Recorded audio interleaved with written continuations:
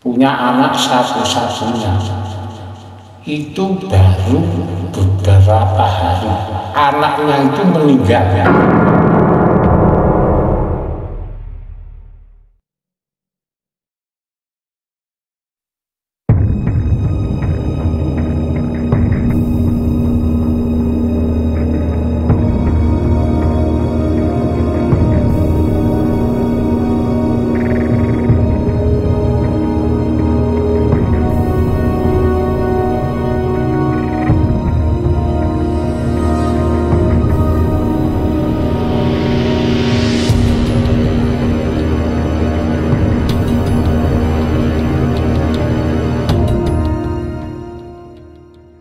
Assalamualaikum warahmatullahi wabarakatuh. Selamat datang kembali di channel Jadi Legenda. Oke, buat yang sudah mengklik video ini, saya ucapkan terima kasih. Semoga kalian diberikan kelancaran rezeki, kesehatan selalu, dan dimudahkan segala urusannya. Dan buat yang baru bergabung, jangan lupa dukung kami dengan cara subscribe, like, komen, dan share sebanyak-banyaknya. Oke, malam ini kita masih ngopi bareng bersama Ki Haji Wongso. Selamat malam Pak Haji. Selamat malam. Oke, Ki Haji, ini agak ekstrim ya pertanyaannya ya. Ini bagaimana sih keaslian tentang pesugihan buto ijo itu dan apa akibatnya bagi si pelaku pesugihan buto ijo tersebut? Monggo mungkin bisa diterangkan buat teman-teman dan juga bisa mengedukasi buat orang-orang yang mungkin frustasi atau kepentok jalan lah. Mungkin Ki Haji Wongso bisa membantu mengedukasi. Monggo silakan. Ya, ini yang saya ceritakan itu yang saya alami dan juga saya ketahui. Jadi saya itu punya teman. Saya sama teman saya itu kemana-mana mencari pekerjaan, tidak dapat pekerjaan. Terus sama-sama nggak punya apa-apa. Miskinnya itu sepertinya itu yang saya rasakan dengan teman saya itu. Wah, pikiran sampai mau frustasi, mau berusaha tidak punya modal, cari kerjaan tidak dapat, mau makan aja susah, kemana-mana itu diejek orang lain karena tidak punya apa-apa, tidak punya kerjaan. Akhirnya saya sama teman saya itu berbicara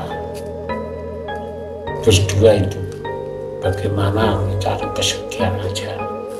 Pada sepakat, berangkatlah mencari pesugihan. Ya, di sini mendengar pesugihan yang katanya pesugihannya itu cepat, ampuh begitu ya? Ya, itu kayak ampuh.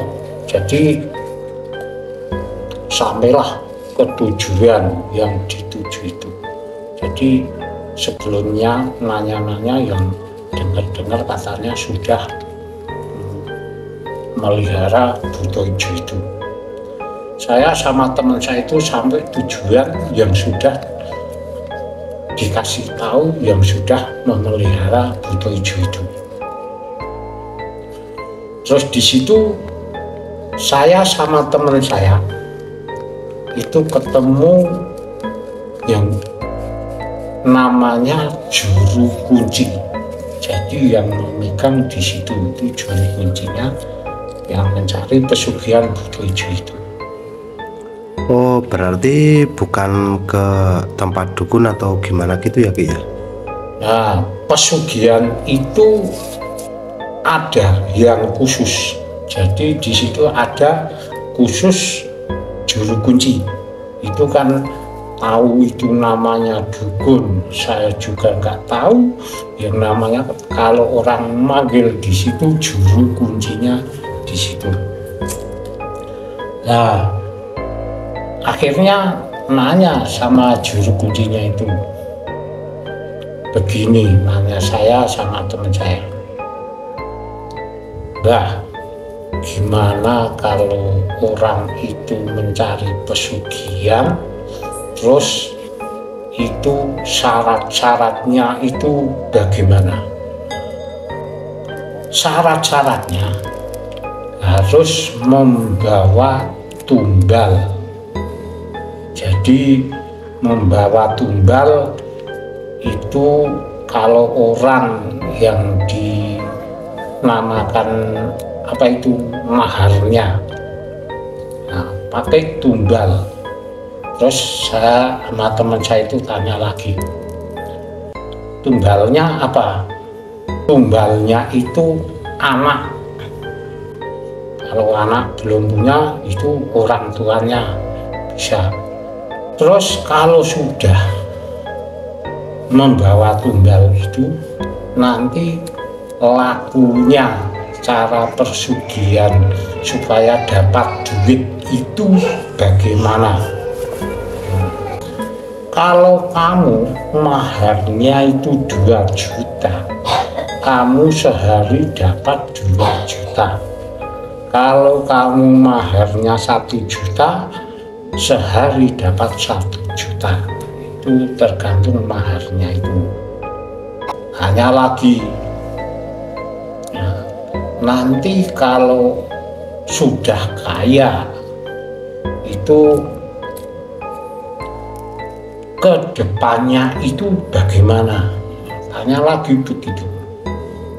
Terus si juru kunci itu begini, kalau kamu sudah kaya, punya apa-apa udah punya, nah itu kata si juru kunci, besok kamu kalau mati ikut si buto ijo itu. Nah, akhirnya saya berpikir lagi, saya tidak jadi.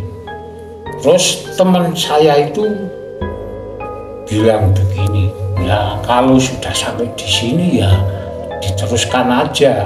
Terus saya berpikir lagi, akhirnya saya tidak mengambil pesugihan itu. Terus teman saya itu mengambil pesugihan itu dengan mahar itu 2 juta. Nah, terus akhirnya ada kesepakatan itu, terus kita berdua pulang. Nah, pulangnya itu terus teman saya itu sudah sepakat sama si juru kunci, saya tidak, terus pulang. Akhirnya dia pulang sama teman saya itu. Nah, kebetulan di situ teman saya itu sudah punya anak satu-satunya.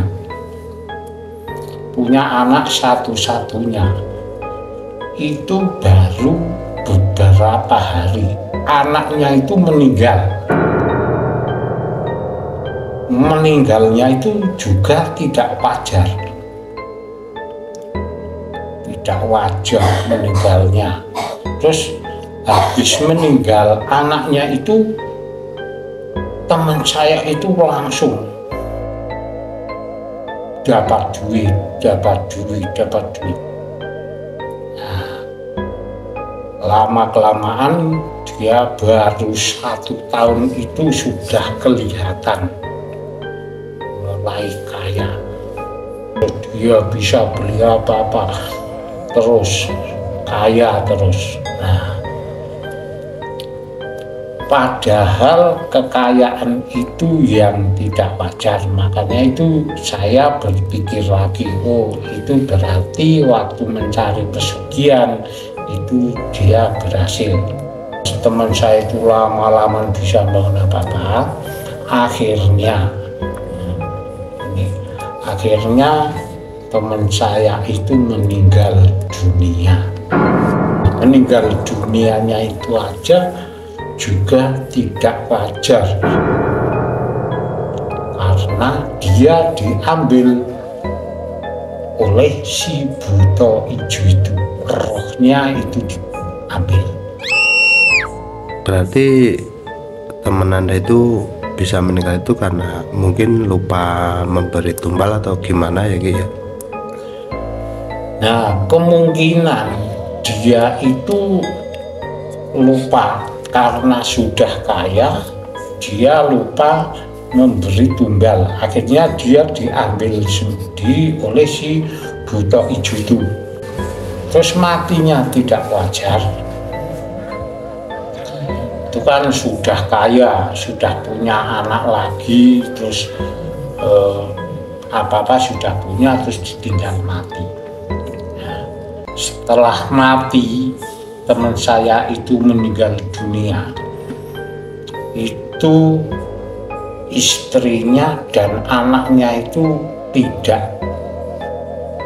tahu menahu tentang memelihara buta ijo itu.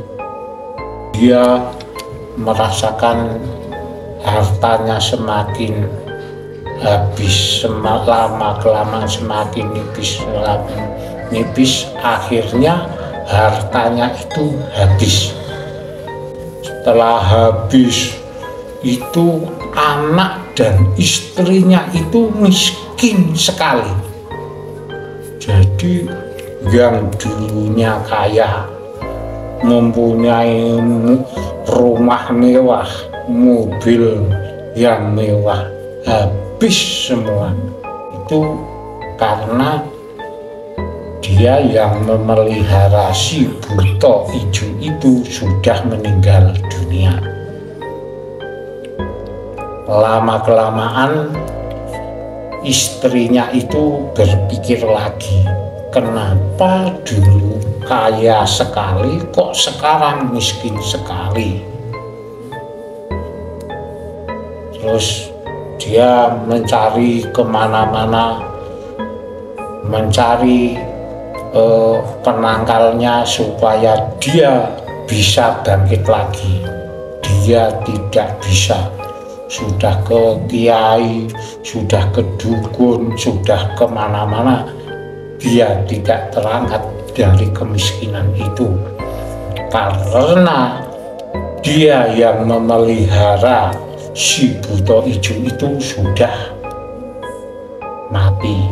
Itulah akibat, dan karena dia memelihara buta ijo itu, terus rohnya aja, ya, rohnya yang mencari si buta ijo itu selalu gentayangan karena dia diambil si buta ijo itu. Nah, diambil buta ijo itu, terus dia di situ, desa itu selalu mencekam karena dia matinya tidak wajar dimakan oleh si buta ijo itu. Nah, itulah cerita pengalaman yang saya tahu, cerita dari teman saya yang mencari pesugihan si buta ijo itu. Oh iya, terima kasih. Oke, jadi begini ya teman-teman, kesimpulannya, sepahit apapun dan seburuk apapun keadaanmu, jangan pernah kamu melawan kodrat Tuhan, karena apa yang sudah Tuhan takdirkan itulah yang terbaik buat kita, begitu ya Ki ya? Iya. Jadi jangan sampai sekepepet apapun kita melakukan pesugihan, karena harta yang paling berharga adalah keluarga, terutama istri dan anak.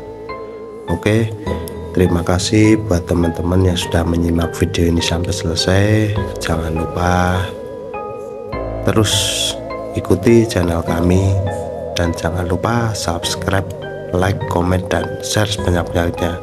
Terima kasih.